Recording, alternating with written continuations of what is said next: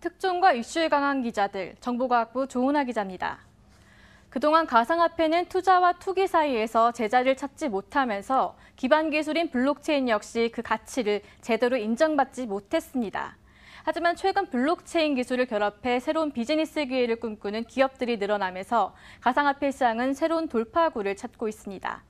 특히 가상화폐 공개, ICO가 핵심 열쇠로 떠올랐는데요. ICO를 진행하고 새로운 탈중앙화된 앱, 즉 D앱을 만들려면 플랫폼 코인을 무엇으로 할지가 중요합니다. 대표적인 예가 바로 이더리움으로 이오스 아이콘, 퀀텀 네오, 스텔라루멘 아이오타 등 다양합니다. 이들 플랫폼 코인은 스마트폰 앱을 출시하기 위해선 안드로이드나 iOS와 유사하다고 볼 수 있는데요. 하지만 아직 스마트폰과 달리 블록체인 플랫폼 시장은 말 그대로 춘추전국 시대라고 볼 수 있습니다. 과연 어떤 코인이 플랫폼 시장을 선점하게 될지 주요 코인을 중심으로 살펴보겠습니다.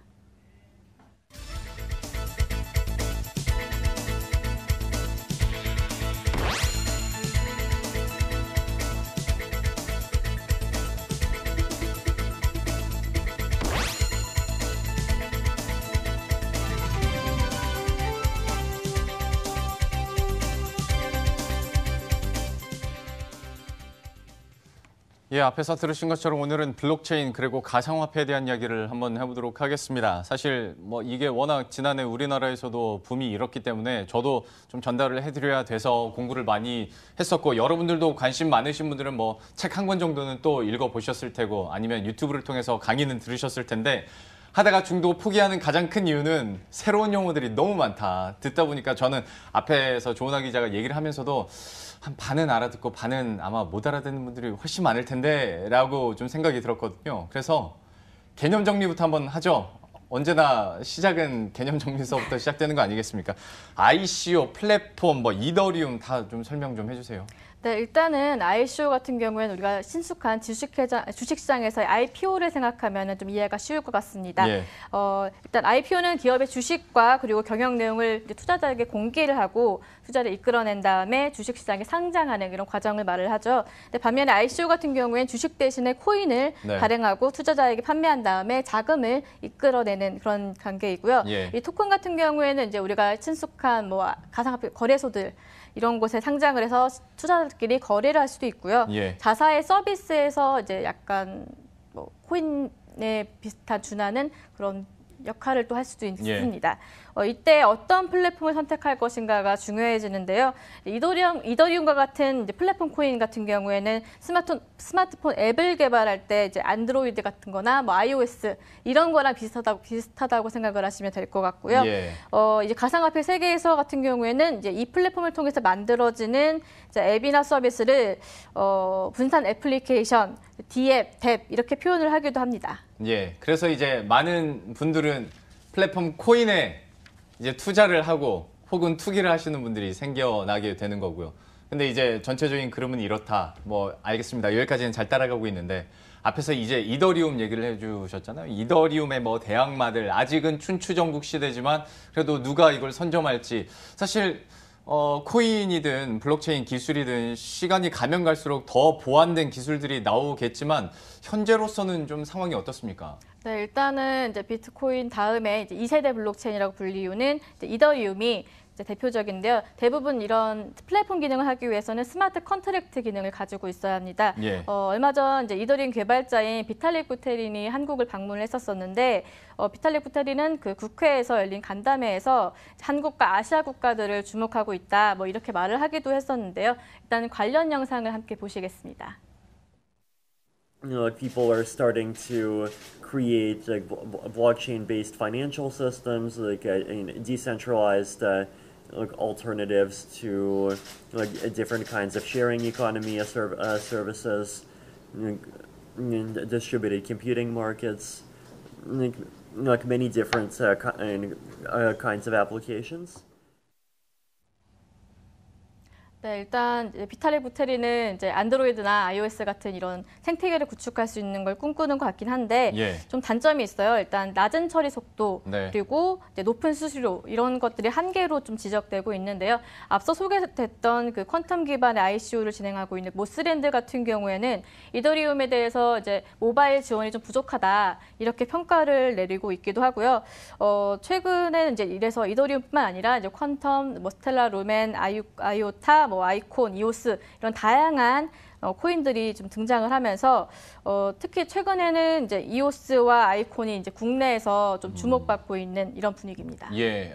이더리움, 그다음에 이오스까지도 참 많이 들어보셨을 것 같은데 사실 지금까지 블록체인이나 가상화폐에서 가장 크게 문제가 됐던 것이 높은 수수료도 얘기는 해주셨는데 사실 이건 나중에 규모의 경제 이루어지면 좀 낮아질 수는 있는 부분입니다만은 처리 속도가 너무 느리다. 그러니까 결제를 하는 와중에도 시세가 바뀌어버린 이거 어떻게 하겠냐라는 얘기들을 많이 하는데 좀 그런 의미에서 이더리움을 대체할 만한 다른 코인들 뭐 얘기를 해주신 것처럼 이오스가 좀 계속 부상을 하는 것 같더라고요. 좀 특별한 이유가 있을까요?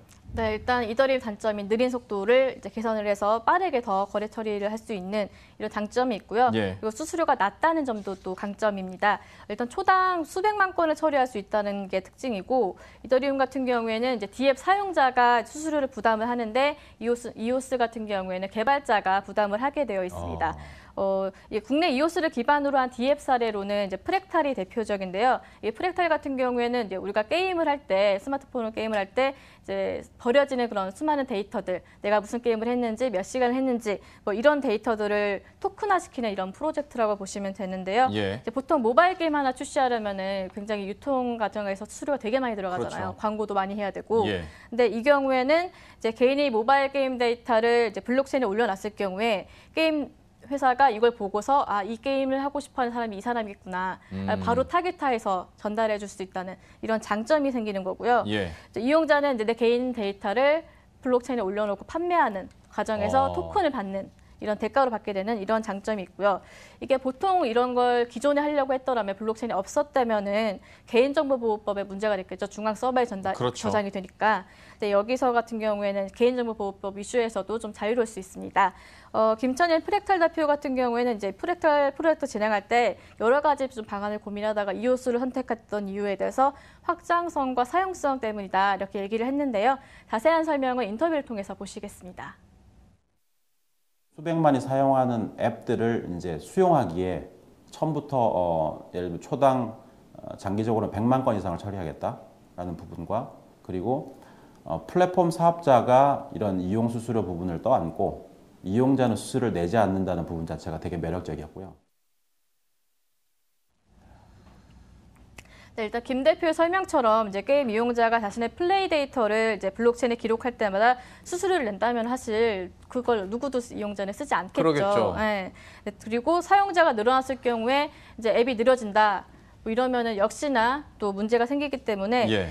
이런 문제점을 해결할 수 있는 그런 측면에서 이오스가 주목받는다라고 볼 수 있을 것 같습니다. 이제 게임 하나를 봤더라도 그러니까 우리가 지금까지 했던 시스템과는 개념 자체가 좀 달라진다고 볼 수가 있을 것 같은데 훨씬 간편해지고 빨라지는 건 이해하겠습니다만 듣다 보니까 약간 의문이 드는 게 이오스는 개발자가 수수료를 낸다고 했잖아요. 네. 이게 감당이 됩니까? 수수료를 개발자가 다 이용자들의 수수료를 다 내준다는 게? 아무래도 일단 토큰을 발행하는 주체인 측면도 있고요. 예. 그리고 일단 이걸 완전히 이용자에게 부담을 시키지 않는다면 상대적으로 이용자를 더 많이 모아서 예. 또 다른 이제 수익 증가로 이어질 수도 있는 구조라고 보시면 좀 이해를 하실 수 있지 않을까요? 그러니까 수수료를 개발자가 대신 내주는 대신 그만큼 사람들을 많이 모아서 시장을 선점하겠다. 네, 그런 다음에는 이제 유료화를 시킬 수도 있는 부분이도 나오겠죠. 유료화 서비스도. 그것까지는 일단 좀 더 시일이 예, 지나야 되지 그렇죠. 않을까 싶습니다. 어쨌거나 뭐 수익을 내야 되는 상황이니까 기업 입장에서는 하다 보니 뭐 이렇게 발빠르게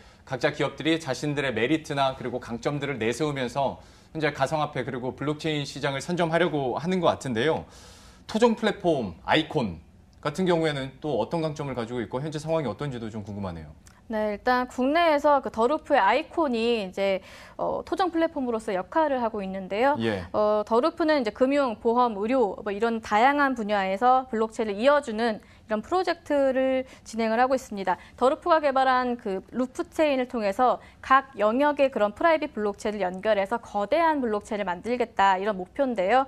아이콘을 기반으로 ICO를 진행한 DF 사례 같은 경우에는 이제 블루웨일이 대표적입니다. 블루웨일 같은 경우에는 이제 공유경제 플랫폼에다가 블록체인을 결합한 이런 사례인데요.